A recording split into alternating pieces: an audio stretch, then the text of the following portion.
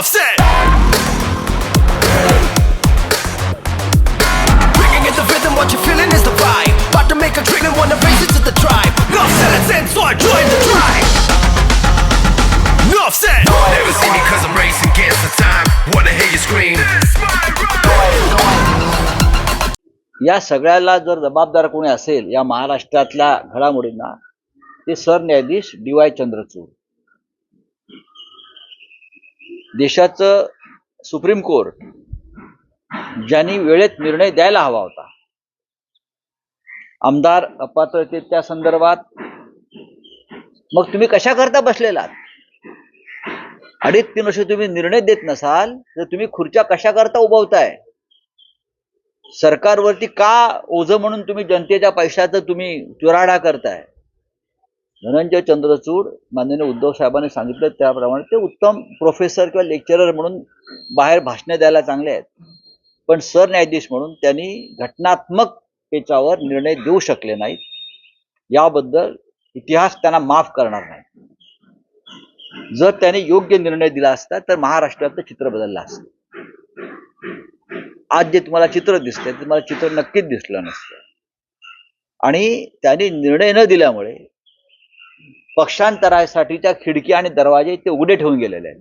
आता सुद्धा कोणी कुठे कशाही उड्या मारू शकेल, विकत घेऊ शकेल, कारण कायद्याची 10व्या शेड्यूलची भीतीच राहिलेली नाही. आणि न्यायमूर्तींनीच ती भीती घालवली की तुम्ही खुशाल पक्षांतर करा, आम्ही इथे बसलेलो आहोत. या सगळ्या घटनेला आणि दुर्घटनेला जस्टिस चंद्रचूड हे जबाबदार आहेत आणि इतिहासात त्यांचं नाव काळ्या कुट्ट अक्षरात लिहिलं जाईल हे मी सांगतो. आता प्रश्न राहिला मुख्यमंत्री कोण होणार? मुख्यमंत्री कोण होणार हे गुजरात लॉबी ठरवेल. महाराष्ट्रात त्यांनी शपथ घेण्यापेक्षा खरं म्हणजे गुजरातला त्यांनी शपथविधी सोहळा घेतला तर त्यांच्या लोकांना आनंद होईल. गुजरातला जो मोठा एक जो आहे काय मोदींच्या नावानं स्टेडियम, तिथे जास्त लोक बसतात, तर त्या तिथे त्यांनी शपथविधी सोहळा महाराष्ट्राच्या मुख्यमंत्र्याच्या सरकारचा घेणं हे अधिक संयुक्तिक ठरेल. शिवतीर्थावर घेतला तर तो छत्रपती शिवाजी महाराजांचा अपमान ठरेल. वानखेडेवरती घेतला तर समोरच्या 106 हुतात्म्यांचा अपमान ठरेल. त्याच्यामुळे त्यांनी गुजरातची निवड करावी शपथ घेण्यासाठी. हे सरकार गुजरात लॉबीला हवं होतं म्हणून आणण्यात आलेलं आहे आणि लादण्यात आलेलं आहे. अजून काय आहे आपल्याकडे? राऊत साहेब, तुम्ही म्हणालात की या सगळ्या निकालाला सर्वस्वी चंद्रचूड जबाबदार आहे. होय, तुमचा नक्कीच आरोप किंवा टीका आहे, पण तुम्ही म्हणाला होता की सर्वोच्च न्यायालयात आम्हाला न्याय नाही मिळाला. उद्धव ठाकरे सतत सांगत होते की आता आम्ही जनतेच्या न्यायालयात जातो आणि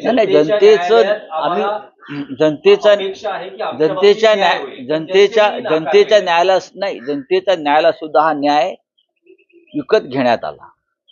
ज्या पद्धतीनं आपण पाहिलं ना, ज्या पद्धतीनं प्रचंड पैसा यंत्रणा वापरून सुद्धा आम्हाला ज्या पद्धतीनं तो न्याय विकत घेतला त्या पद्धतीनं हा न्याय सुद्धा विकत घेण्याचा प्रयत्न झाला. पण आम्ही निराश नाही, हे लक्षात घ्या. आम्हाला वाईट जरूर वाटलं की शेवटी महाराष्ट्र कोणत्या दिशेने जातोय, महाराष्ट्राचं काय होणार, महाराष्ट्राच्या भविष्याची चिंता ही आम्हाला आहे ना. आम्ही ही लढाई अर्धवट सोडणार नाही. मतविभागणी हा सगळ्यात मोठा फॅक्टर ठरतो. मतविभागणी ठिकठिकाणी ज्या पद्धतीनं या लोकांनी मतविभागणीसाठी अडथळे निर्माण केले महाराष्ट्रात प्रत्येक मतदारसंघात, म्हणजे स्वतःपेक्षा मतविभागणी कशी होईल याकडे त्यांनी जास्त लक्ष दिलं आणि त्याचा फटका आम्हाला दिला. मग मनसे असेल, वंचित असेल, या सगळ्यांना व्यवस्थित त्यांचं मॅनेजमेंट करून ठिकठिकाणी आमचे उमेदवार हे कमी कमी मतानं कसे पाडण्यात आले हे तुम्ही चित्र मुंबईत बघू शकता, महाराष्ट्रात अन्य ठिकाणी पाहू शकता.